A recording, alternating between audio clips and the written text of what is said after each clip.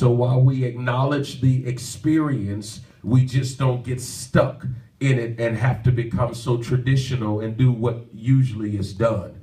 Matter of fact, anytime that we have seen God move throughout the course of his scriptures, he moves in unusual ways.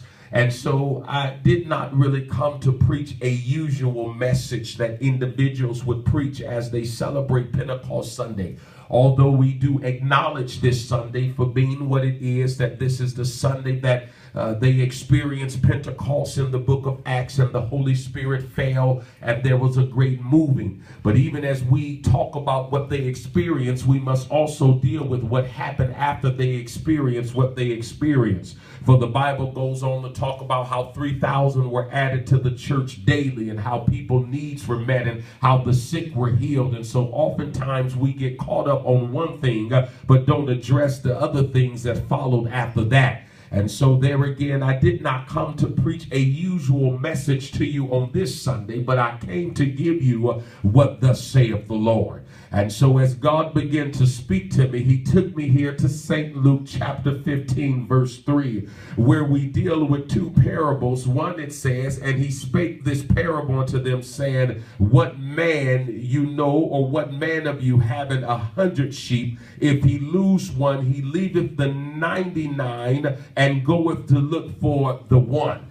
I want to say this on this day, because even as we talk about Pentecost and what Pentecost means, and we talk about the mission of Christ, and we talk about what happened and why it happened, we must never lose our focus on the souls and winning souls for Jesus. Yes. Amen today. Yes. We must never lose our focus on what this is really all about. It's more than just about putting on a white robe and white dresses and white hats and white suits. It's more than just about just coming to church and singing songs that we sing that deal with fire and the falling of the Holy Spirit. But this thing is about the souls. Hallelujah. It is about seeing souls saved and individuals delivered, healed, and bought out. And so the word of the Lord declares that what man do you know that have 99 sheep and leaveth them to go and get one? Somebody say it with me, don't leave them hanging. And so as the Spirit of the Lord began to speak to me,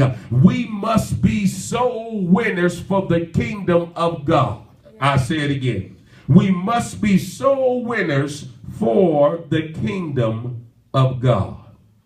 The Bible says that if there is a man that have 99, he leaves the 99 to go and get the one.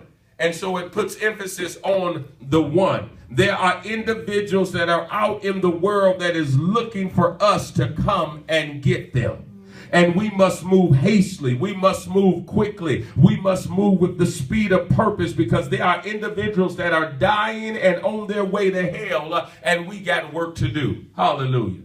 There is something that God has called each and every one of us to do. And what he has called us to do is to win souls. Somebody say win souls. Win souls. Matter of fact, the Bible declares that he that winneth souls is wise. And so it is time that we will start winning souls. It is time that we would not forget about those that are on the outside of the house and just stop putting so much emphasis and so much focus on those that are in the house.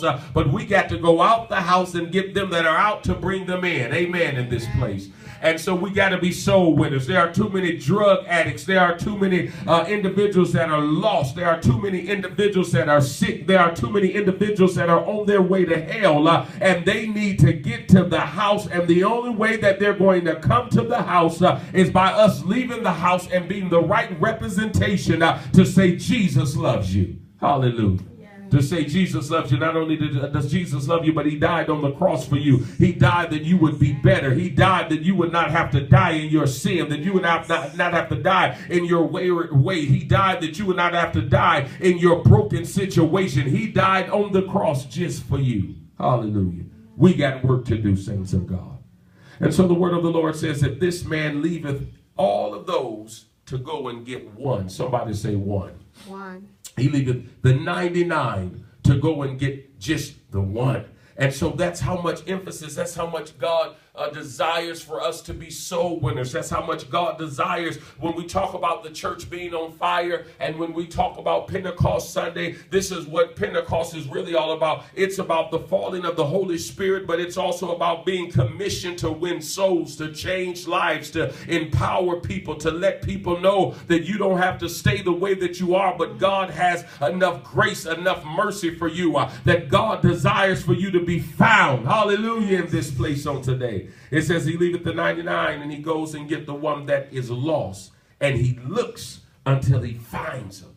He looks until he finds her. He looks until he finds the ones that are lost. We got work to do, and we don't even have to look far. There are individuals that are walking the streets day and night.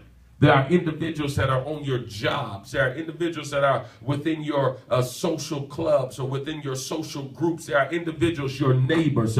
We must get back to winning souls for Christ. Hallelujah.